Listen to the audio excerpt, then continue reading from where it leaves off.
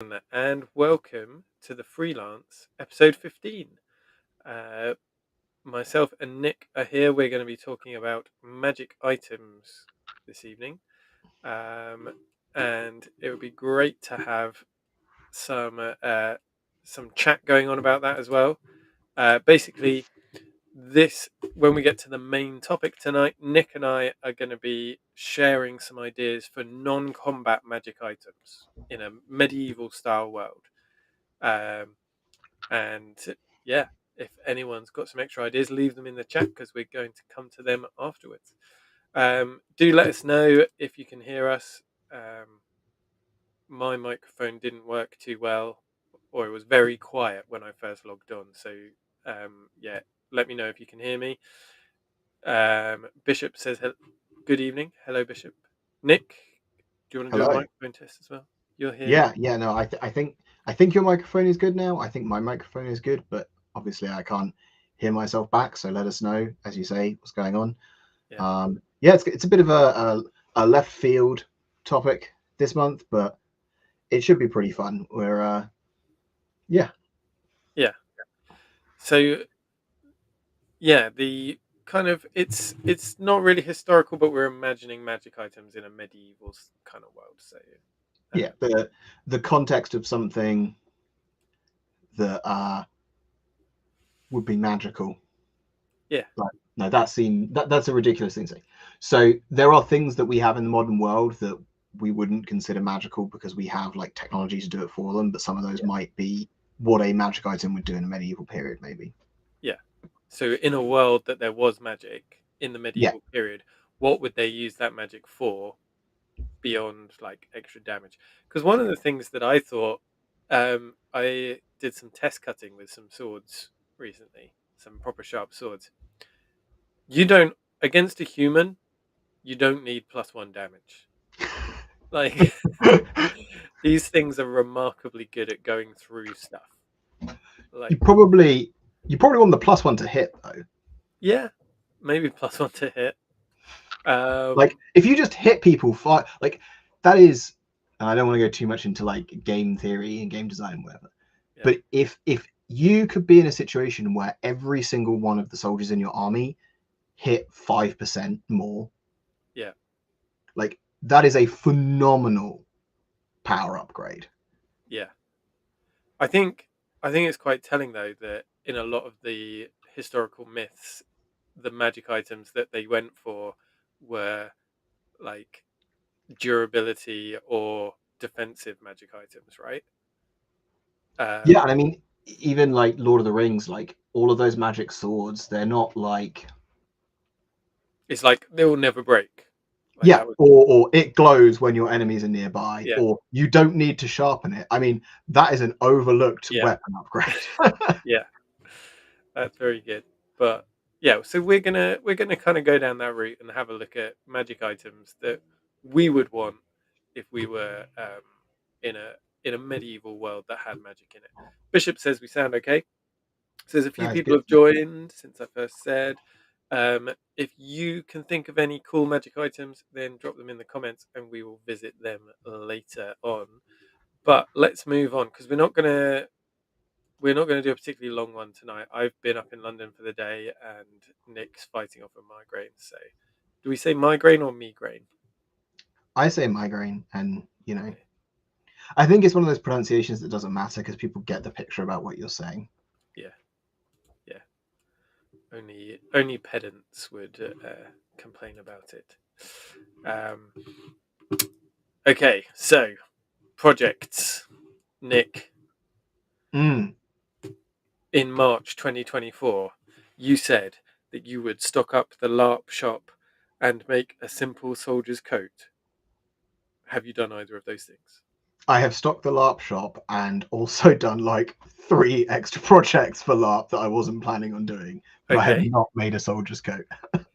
This seems to be a continuing theme with our projects is that we don't seem to be able to follow a plan. Although this month I have done most of my helm. It It's looks even excellent.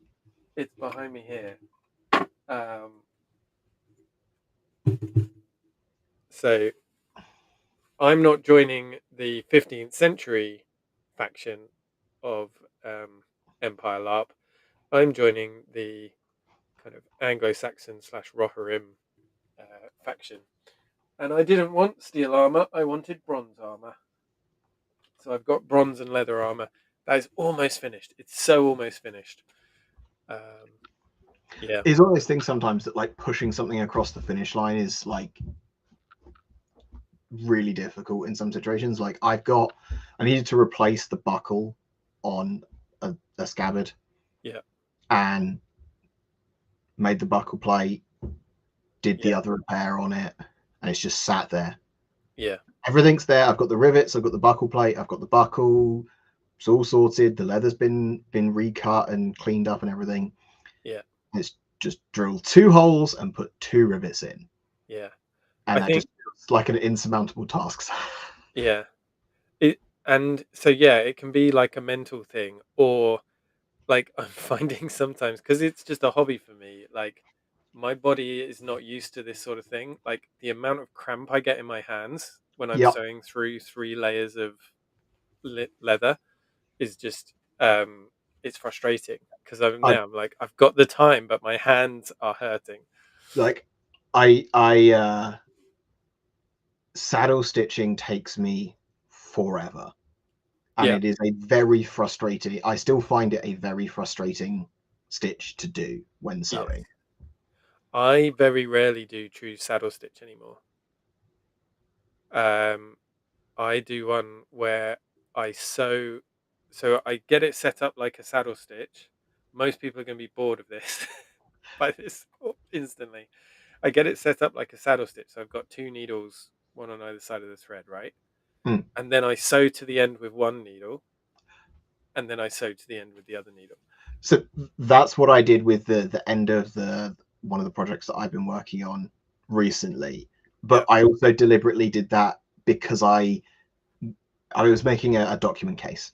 And one end of the document case, when I was saddle stitching, I ended up pulling the stitches too tight, which shifted the end of the document case off center and made a bulge in the far side. So this one, I didn't want to over tension it, but I felt like doing the true saddle stitch was putting too much tension in. So I did that. I went all the way around and then all the way around. And that seems to have set it much more nicely. Yeah.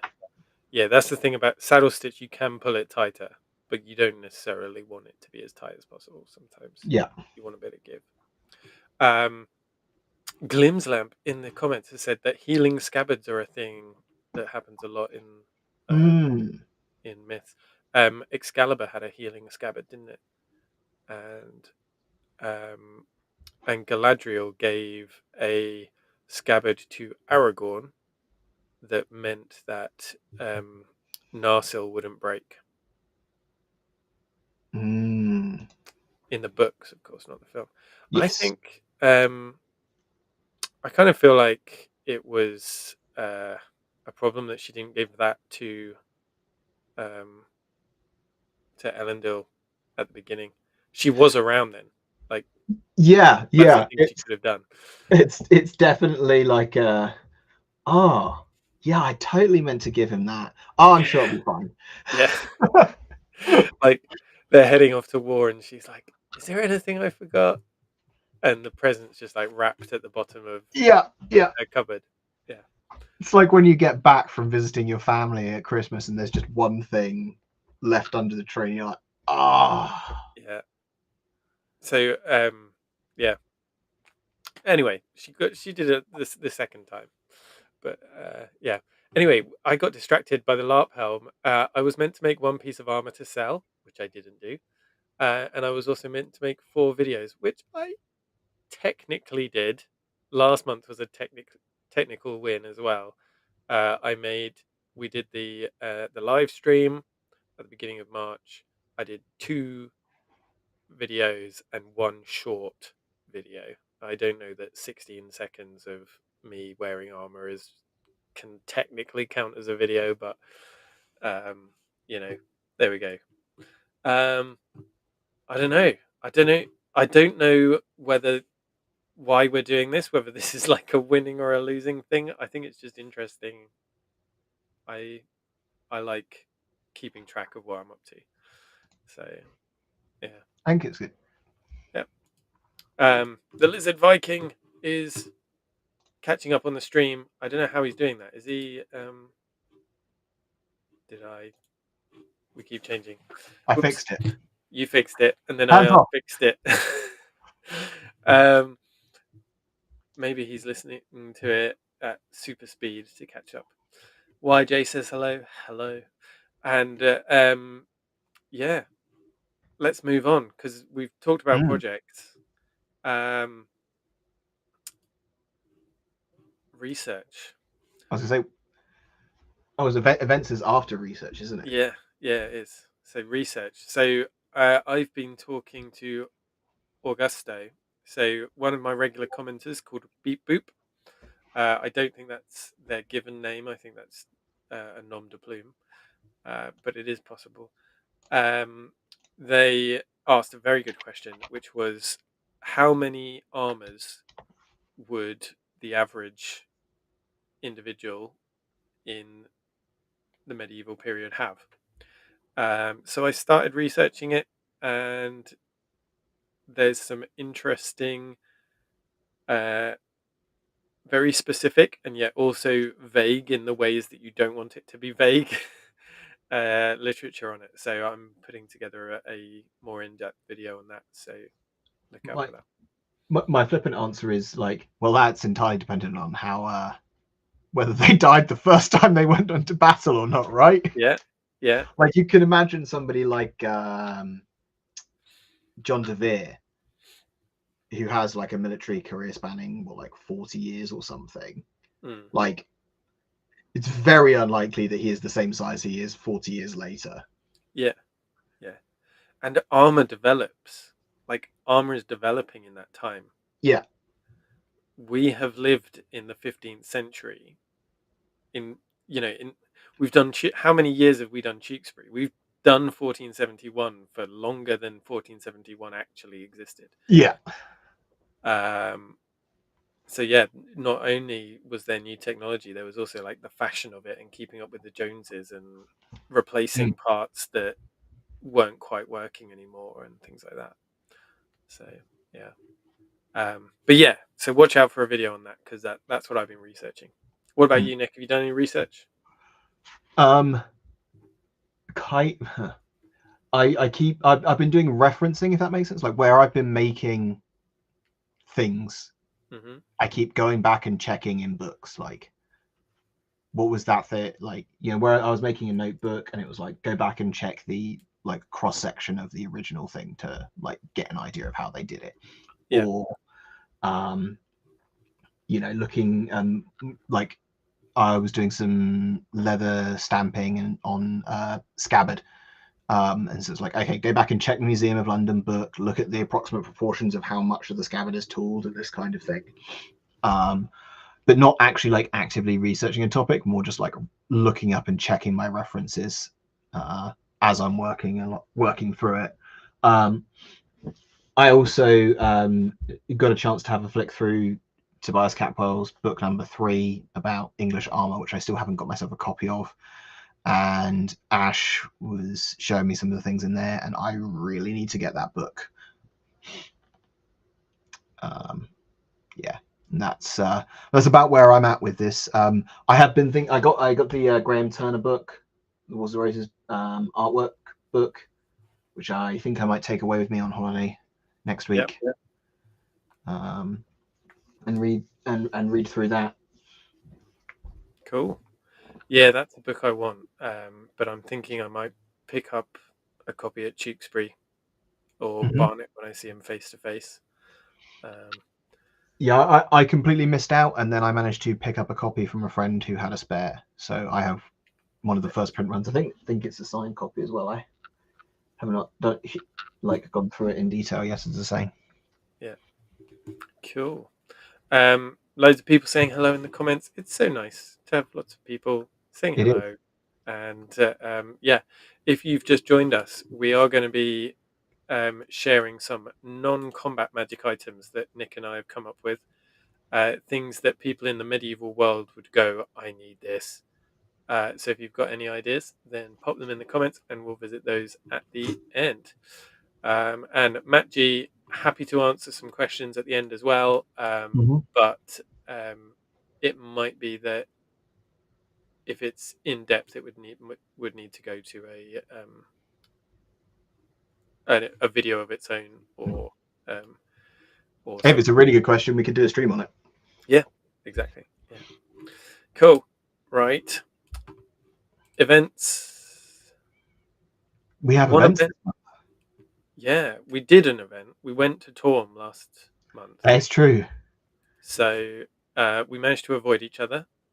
Yep, completely. Went on separate days and everything. Yeah. I managed to find George. Katie did her absolute best to completely ignore me and get away from me as much as possible. So we'll find out whether or not she's watching the stream with that. Yeah, it was quite a thing to try and find her. It was very difficult. But yeah, did you get anything from Torm? I got way more stuff than I was intending from Torm. Yeah. But that's kind of always the way. Yeah. Which reminds me, actually, you've reminded me, I have not yet followed up on. Somebody sent me a design for something, and I need to get back to them to say that we want it. So. Okay. I bought some more leather because I've been enjoying my leather working, and delivered a tent, and I took my old armor, and a friend tried it on, and he has bought it. So I no longer have my old armor. Well, I do, because I'm cleaning it up and getting it reconditioned before it goes to him. But yeah, sad day. It is a sad day. But nice that it's going to still be used. Yes. So it fitted him perfectly. So that's great. It was really nice. Nice for that to happen. There we go. Right. Okay. The freelance magic items. We've done our entire intro in 20 minutes, which is pretty good for us. Yeah, it's not bad. So, we didn't actually talk about the upcoming events in April. Oh, yeah. Yeah, that's because I don't have any. So you tell me, what are you up to? I have 3. You've got 3. Okay. I've got a small event at a local pub on St. George's Day weekend. Yes. Okay. With like the local reenactment training group that I'm a part of. Is that the one that Joe and I came to once? Different pub. Okay. But same group. Okay, yeah. Cool. Kind of the same group. There's like an overlap thing. But anyway. Okay. So yeah, doing that. So one of the things I have to do between now and that weekend is try on my cuirass to make sure that it still fits after a winter. Yeah. If not, I'll wear my brig, but it would be nice to do the full white armor. Yeah. And then the following weekend is Empire. Cool. E1. And then the weekend after that is the private event with Middletons. Cool. Very nice. So yeah, last 2 weeks of April and the first week of May, just bang, bang, bang. Yeah. Very good. The season is approaching. Well, it's here for you, but it's approaching quickly. Yeah, very busy. Let's hope the weather changes, right? Yeah, I mean, I don't know what it's been like around you, but we've had some really glorious days and some real torrential downpours. Yeah, and it seems like the downpours are coming with just enough regularity to keep the ground spongy. Yes. Like not the kind of ground you want to be rolling around in plate armor. No. Yeah, so there we go. Hopefully we'll get that grass dried out before anyone has to do a reenactment battle on it. Cool. Okay, well, it is exactly 20 minutes since we started streaming now, so that is good timing. Let's go to magic items. So, for those of you who have joined us recently, we have come up with 3 magic items each that um, that are not combat magic items. So these are the kind of things, to my mind, I'm thinking this is the kind of thing that the wizards would be making before they made a combat item. Like, combat items are very niche. Like, the amount of your life that someone is fighting is a very small amount of time, right?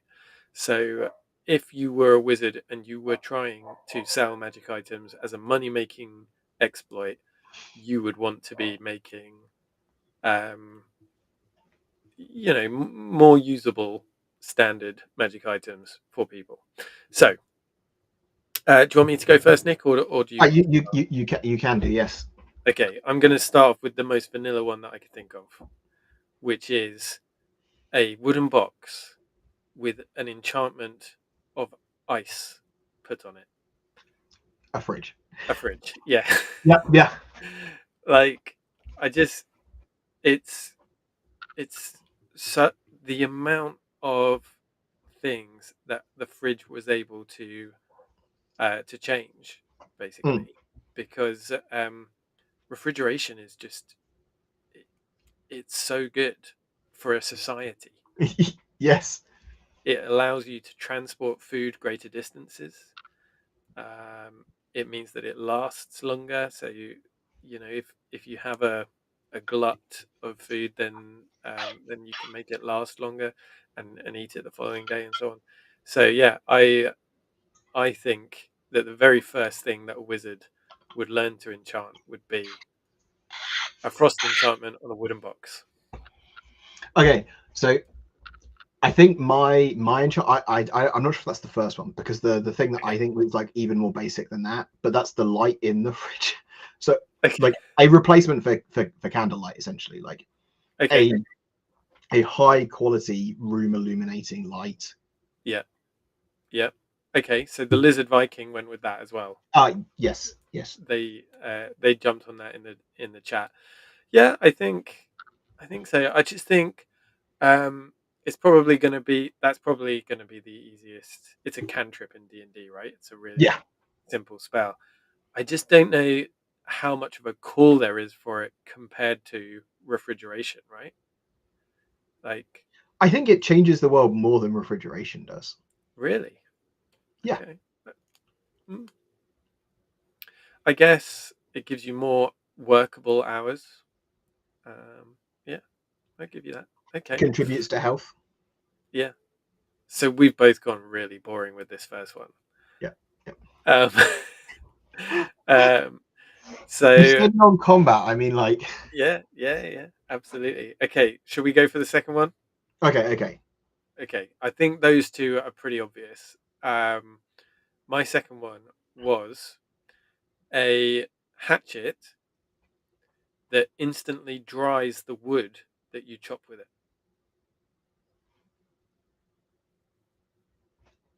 So like a lightsaber, but not a lightsaber. Yeah, not. It's just like it's literally just a log splitting hatchet, but it means that instead of searching for dry wood, you Do you have to complete the split for it to dry, or is it like you can touch it and dry it and then split it, because then it's easier to split?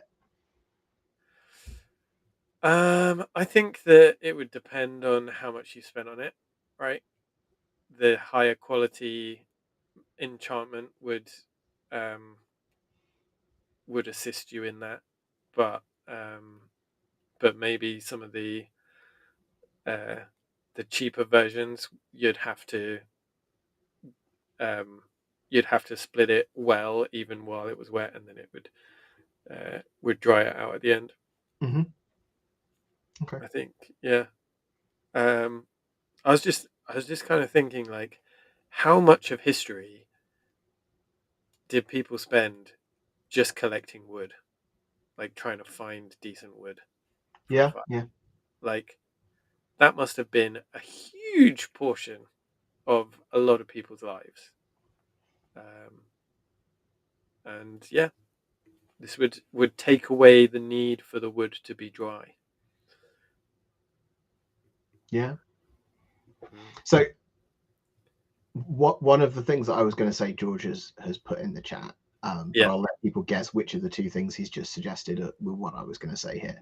So instead, I'm going to go for like flight is the really obvious thing, but I think like that feels like a really high level like kind of thing to be churning out. Yeah. But just making carts that float, even if it's like 4 inches off the ground. Yeah. So that you don't have to worry about the surface of the road or the condition of the road that you're traveling on. Yeah. Yeah. Like wagon wheels in mud. Yeah. Is a big thing, right? Like it's just going to make long distance trades so much easier. Yeah. And it's one of the reasons why armies didn't move about too much and didn't campaign really in the winter, is that the roads, some of them were just unusable for large numbers of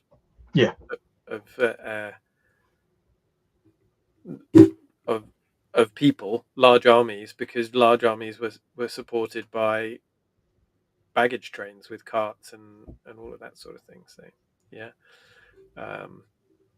we've got some good ideas coming into the chat. I kind of feel like I want to dip into some of them, but let's go with my third one. My third one. It's a bit similar to the previous one, to be honest, but I think it's a higher quality item. Okay, this is something that it's not just something that would like be desirable in medieval Europe. It's something that I would want right now. Okay, this is a pair of socks with a very, very, very low level fire enchantment on them. That was just powerful enough to warm your feet and nothing else. And they would obviously self-dry as well. Socks are toasting. Yeah. That is my best magic item that I've come up with. That is.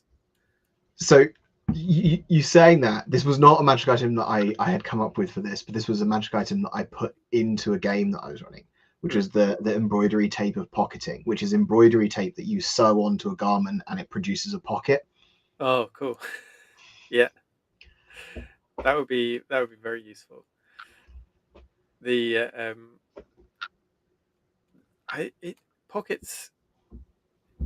It's weird to me that pockets took so long to be like sewn in pockets took so long to be invented. Pockets are a weird thing. But there are so many things that you're like, how did it take that long for somebody to invent it? Because they seem so obvious to us. Yeah. But like, it's a great leap forward to have come up with it. Yeah. And it's even more weird that my 3-year-old's clothes has got bigger pockets in his trousers than my wife's jeans have. Like bigger, yes, more usable pockets. Yes. Yeah. 3-year-olds are more likely to pick up frogs. I don't know. Yeah, that's all you need a pocket for. All right, so my third magic item is definitely moving into like the 3-year-old humor realm. Okay. But it's a self-emptying chamber pot. Okay, yeah. Yeah. Just like you use it, and then whatever's in there is just like just goes. It's transported to wherever it needs to go. Yeah. Pocket dimension, whatever. Yeah. Just like you don't have to deal with that. Like makes sanitation so much better, makes everyone's lives much easier. Yeah, that's good. It could even, I know we weren't doing weapons, right? But if you could decide where it went, you could like, teleport it to inside the castle walls or whatever. Like if it's definitely going to be 100 meters that way. Yeah. Yeah. Yeah, we've got some great ones in the chat here. Yeah. So hang on a second. What I'm going to do, right? So we've got our 6 inventions that we patented. Okay. I'm Okay. going to put them into a post on my channel, a poll, as it were. Mm. And so, guys, if you're in the chat or if you're watching this back, go and have a look. Which magic item do you think is the best? I'm going to post that now. I didn't want an idea on Nick's ones before we did this, so I need to type them up. But maybe while I'm doing that, Nick, could you go through some of the ones from the chat? All right. Well, we had the regenerating candlelight, which we kind of touched on. I very much like George's doublet and hose of self-trussing, because honestly, like, undoing and redoing clothing points is an absolute chore, particularly when you're in dire need of access to a toilet. Yeah, Um, but I think there are some that are easier than others. Like my arming doublet is spiral laced all the way yeah. up to the top, whereas the my other doublet, my civilian doublet, is much easier than that. Yes. Flask of purify water, which I love. Um, YJ's in here with general purpose drying devices, food, clothes, these kind of things. I think that's very on the same line as those socks of keeping your toes warm.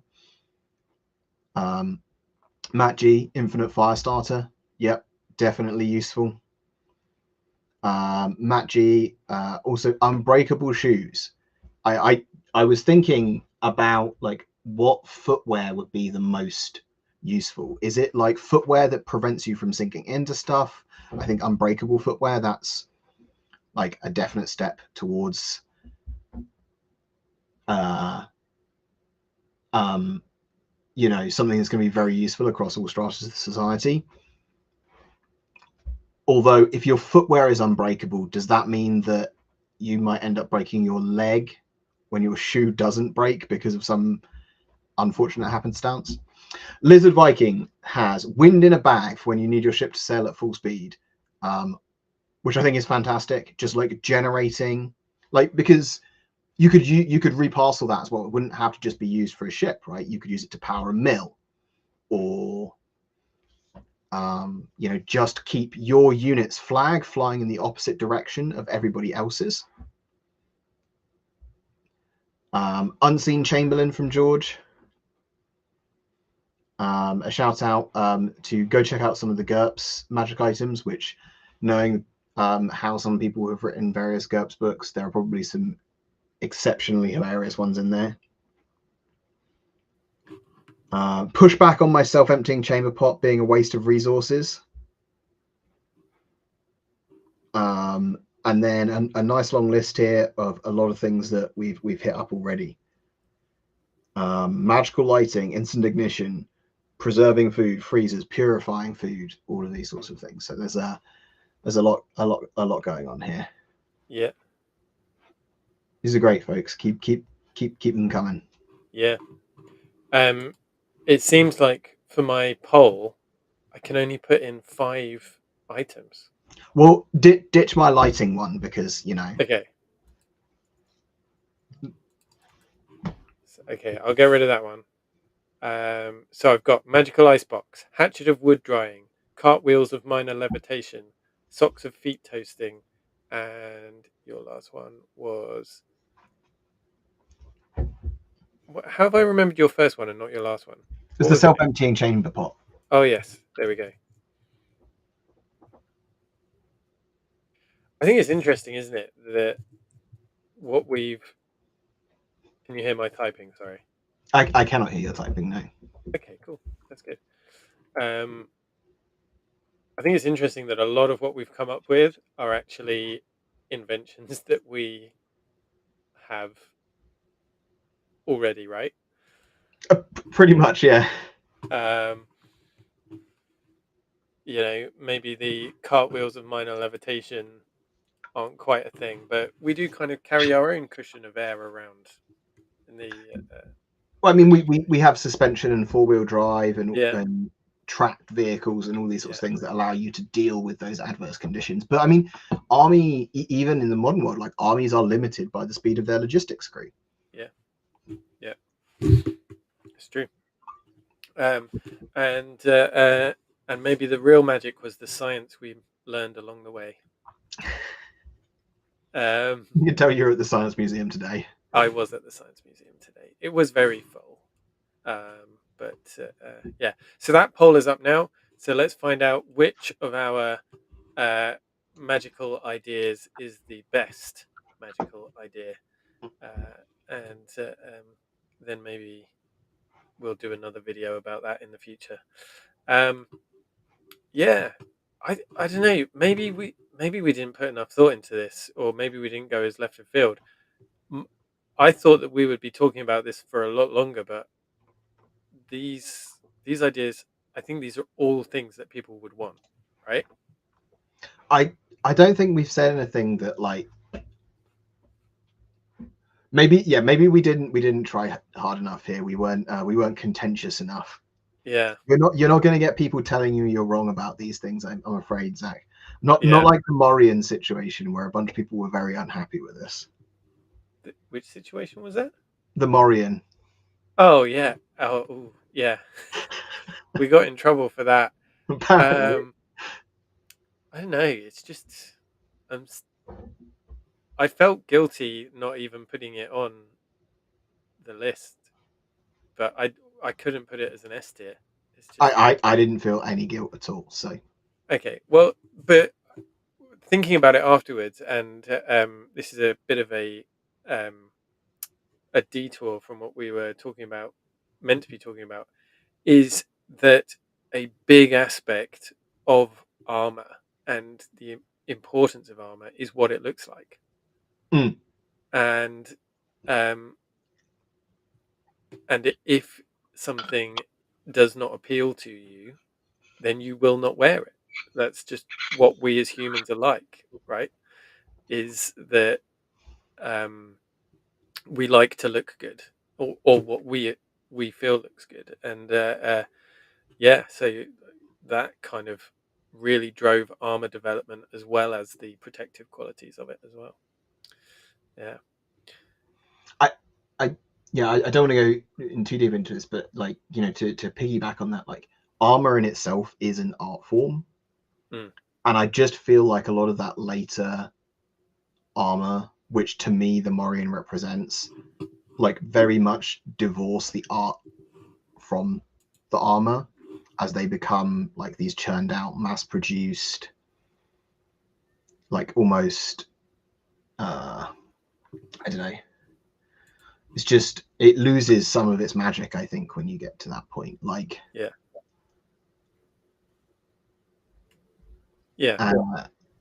kind of in.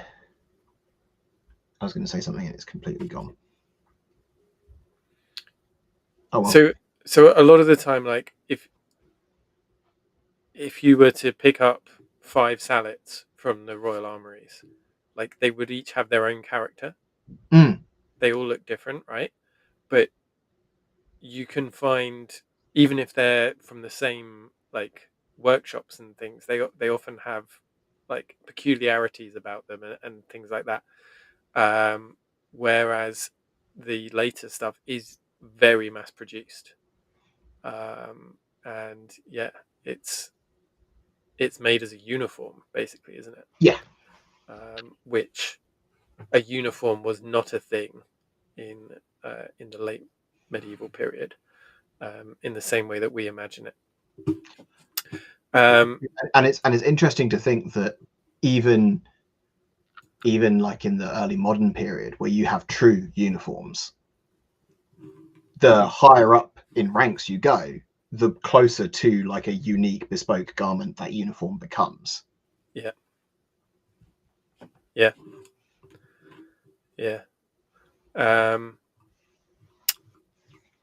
So anyway, we've already spent too long talking and thinking about Morians. So what we're going to do, guys, is I've put up the poll and a few of you have already voted on it.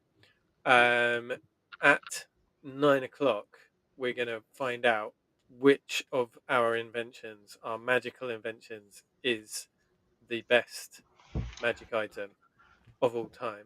So if you haven't voted, then go and vote on that. If you're watching back later, still do vote on that, because I might turn this into another video at some point. Mm. I really enjoyed thinking about this. This is something that I I don't often peek behind the curtain. I don't often give Nick much of a heads up on our topics. Um, I think I first messaged you about this like the week after Yeah. our last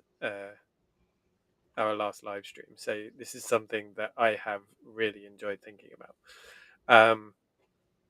Anarian says a self-powered plow would be pretty neat. Yeah, And yeah. the Lizard Viking was asking about fantastical metals in D&D and which ones we'd prefer. I don't really know much about. So I've played D&D, but we kind of played it. We played it as an idea rather than a setting. Mm. So I don't know anything about like what the world is supposed to be like and what the metals are and things like that, right? So sidebar, Lego D&D comes out soon. Oh, There's a Lego D&D set, and it's awesome, and I've already pre-ordered it because it has a Lego beholder in it, and that's just fantastic. yeah.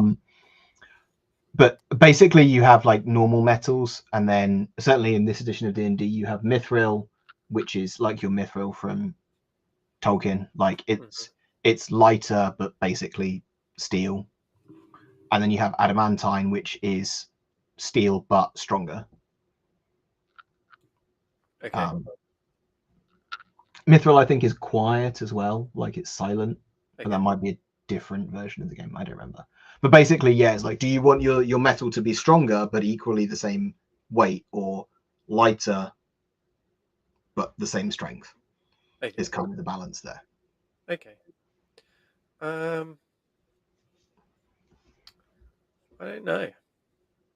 I guess it would depend on the world and how prevalent extra strong creatures like trolls and things like that were. Mm-hmm. Because plate armor is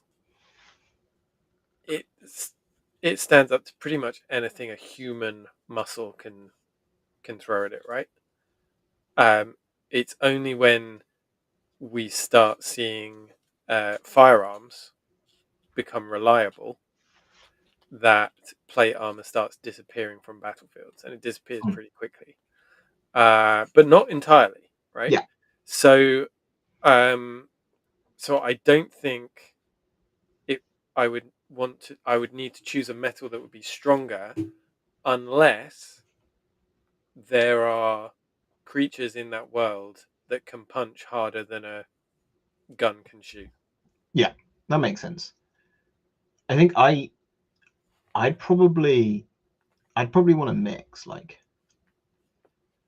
I feel like having I wouldn't want to reduce the mass of something like a helmet, because the mass of a helmet is certainly part of its protective quality to reduce the chance of your like head being flopped around, because it's just more stuff that needs to be moved. Yeah. But things like limb defenses in a lighter metal, that just feels like it would make life a lot easier. Yeah. Yeah. Yeah. I think that a lot of these ideas though probably come from a weird, the outdated idea that plate armor is unwieldy and difficult to move in, right? Certainly it's not stealthy.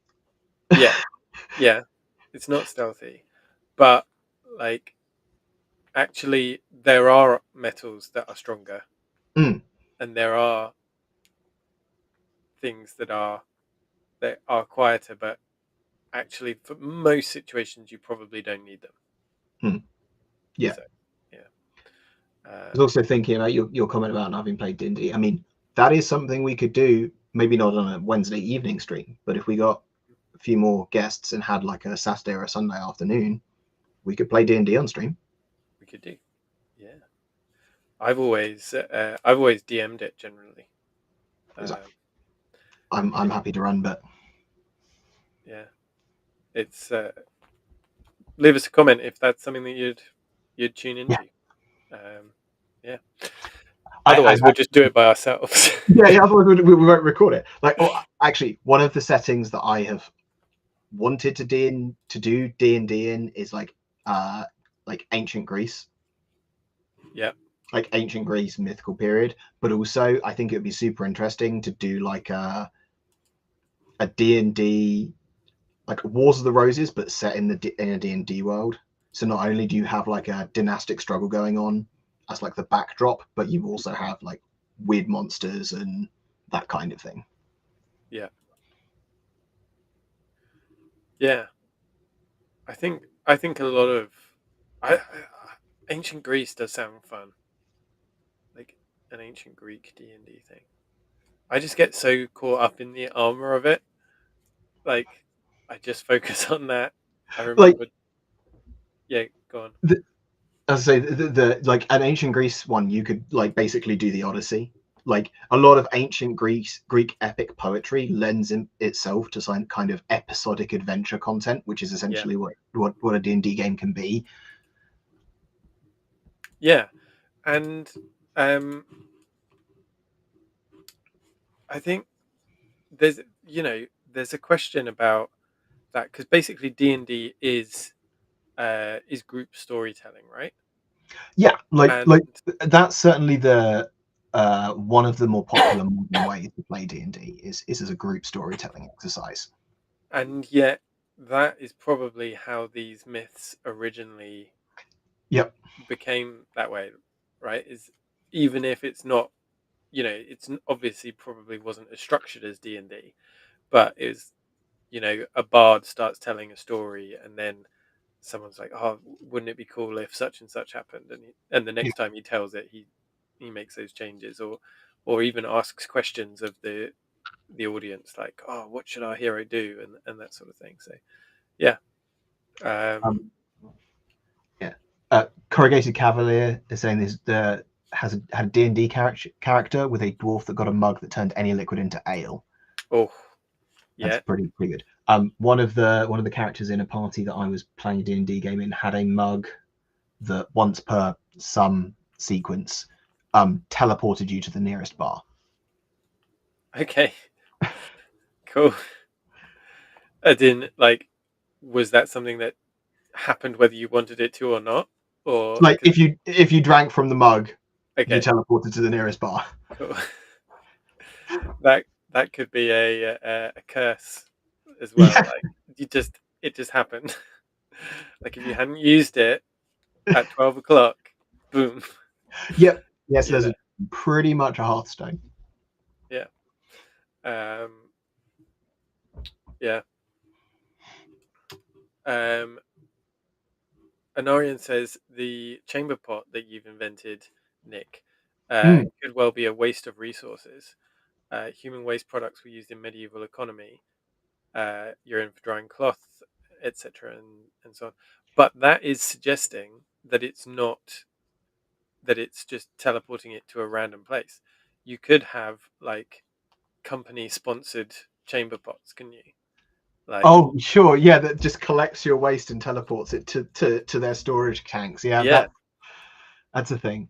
like Um, you wouldn't even have to pay them. Like, they'd come around and they'd be like, use this pot and it'll teleport your waste away, and then they get it for free and can yeah. dye products with it. Um, yeah. A Glimlamp has said there's a new RPG system from Germany set around the 30 Years' War. I think I have heard of this, and it does sound super interesting. hmm and another thing that, because we seem to be talking a lot about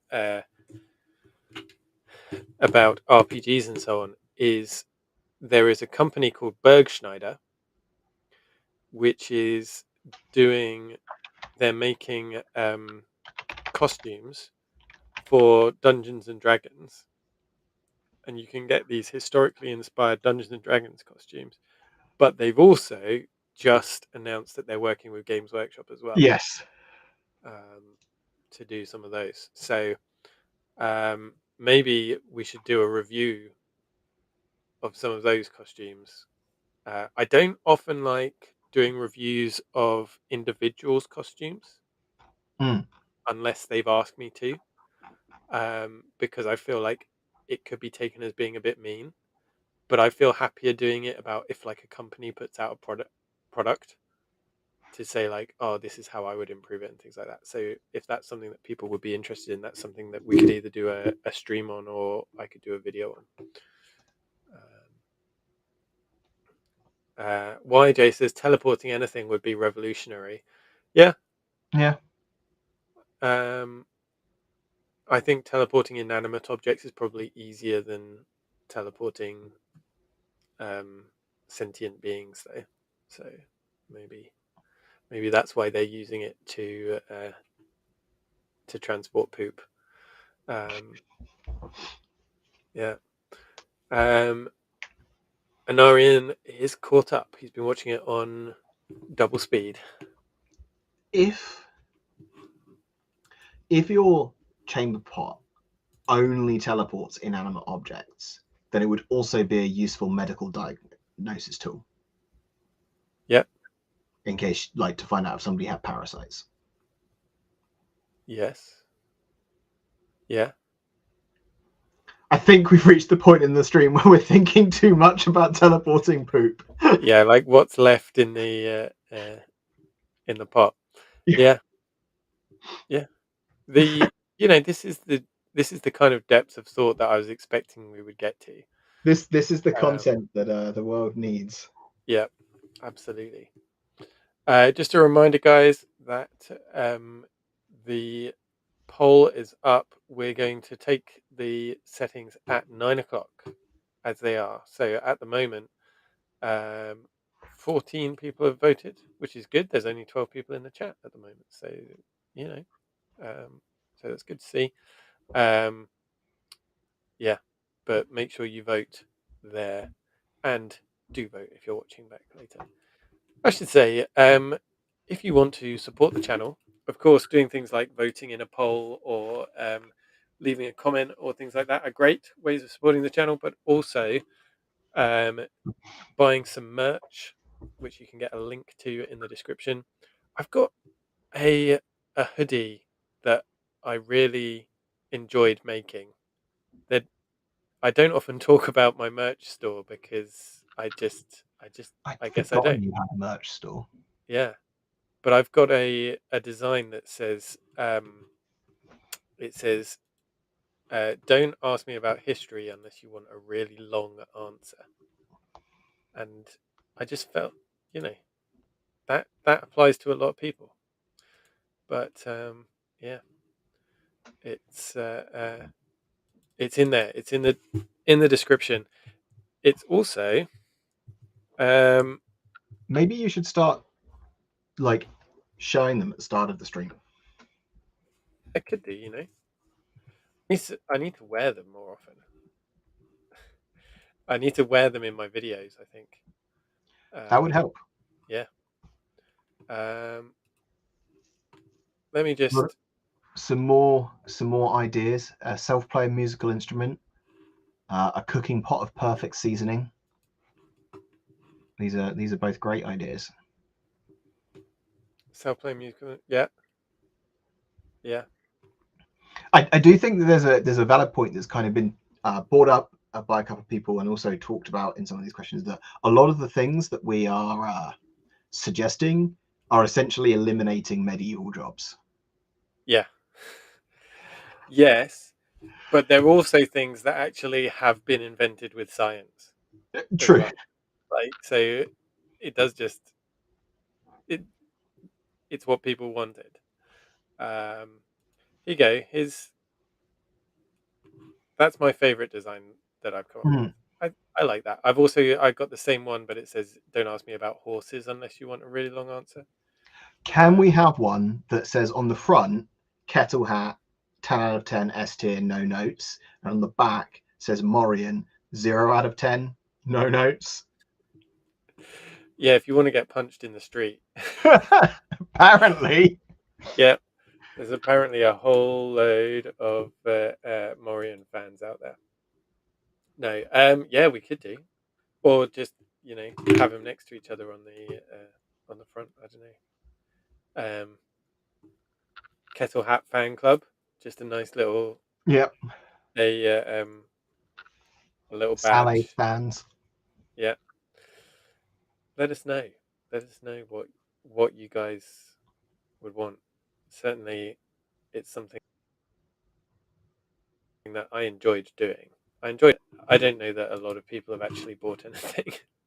Anyway, there's that. There's also Patreon.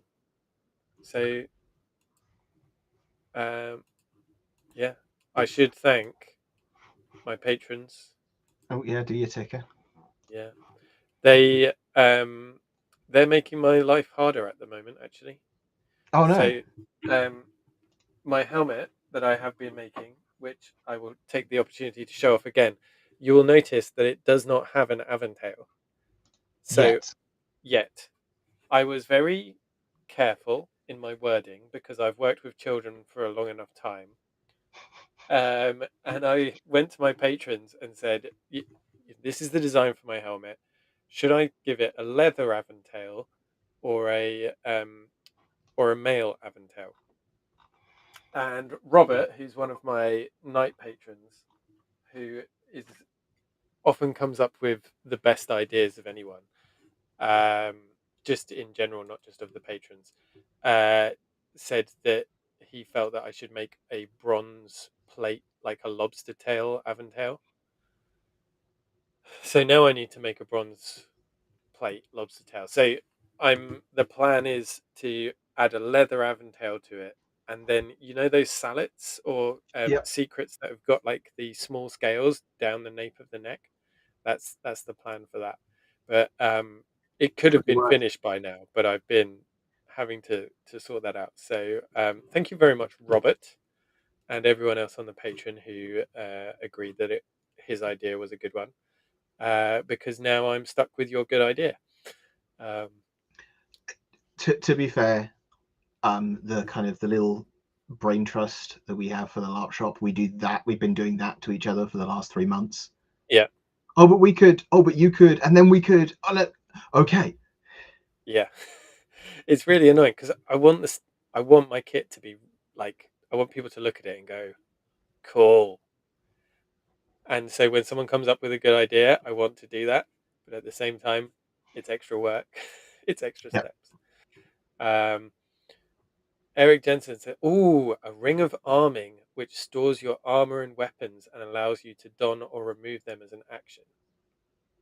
That's pretty cool. That's like the flash ring, right? Or it was reminding me of like the Tony Stark bracelets. Yes. Yeah. The nanotech. Yeah. Yeah. Yeah. That would be pretty cool. Maybe if you like wear it around your neck and then when you put it on, like your armor just comes on. That would be cool. Maybe if we do a D&D game, that could be one of the magic items in it. That seems like that would be a very high level magic item. Yeah. I mean, like I'm already in my head, like trying to figure out like what D&D game I would run for like you and Matt Easton and like Christabel in the same room. That would be a good mix. Yeah, that'd be good. Yeah. I don't know, but maybe that's something that we should talk some more about. And it is almost 9:00. We've got 22 votes on our if we did poll. do that, we'd have to give people advance warning so they could vote on which characters you all had to play. Okay, yeah. You could do that. Or I'm surprised that there isn't like a vote system inside the live stream. There might be if you premium. Maybe. Yeah. Yeah, because then you could do like votes on what's going to happen, like one way or the other, turn left or turn right. Chat plays D&D. Do you know, we're just about to go to the results of the poll, but I've just been reminded actually my favourite role playing system was the Edge of the Empire one, which The Star Wars one. the Star Wars Fantasy Flight one. Hmm. Not necessarily because it was Star Wars, which was good and I enjoyed it, but I really liked the success and failure being separate to the threat and boon. So I don't know if you ever played it, Yeah, but basically you could your your dice cancel out your opponent's dice yeah, when you're doing an opposed roll, and then you could succeed but have a negative side consequence, or you could fail but have a positive side consequence. And I yes, found that really compelling. yes, yeah. It's that's a characteristic of a lot of dice pool games where you kind of build a pool of dice and then roll it and figure out what that means for a result. Is that you have the idea of success with complications or failure with bonus. Yeah, yeah, Very much like the modern role play game design idea of failing forward. yeah, yeah. Right. I don't know what this result is. Okay. So I was very disappointed at first. The socks of feet toasting at the very beginning was falling behind, but now in last place we've got the hatchet of wood drying with only 4% of the votes. Then we've got the cartwheels of minor levitation. I think I think the thing about those, right, is that they're both boring. Like they are eminently useful, but they're both boring.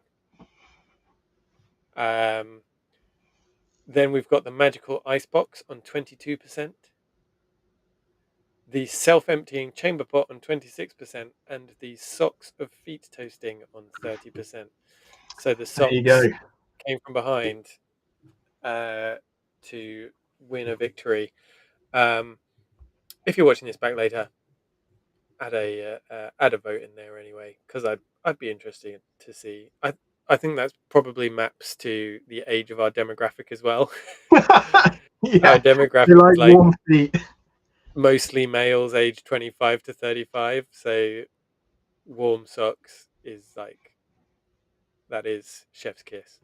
Um, guys, thank you so much for joining us tonight. Um, it has been a short one and It's a been bit of a fun. silly one, but it's been Yeah, yeah, I've enjoyed it. Um, and thank you, Nick, for joining me. I know Nick has been fighting off a migraine all evening, all day, in fact. So thanks for joining me. I'm not going to make him hang around any longer. And yeah, guys, thanks for coming, and we'll yeah. see Thank you, you everyone. in a future video. Bye bye. Bye bye.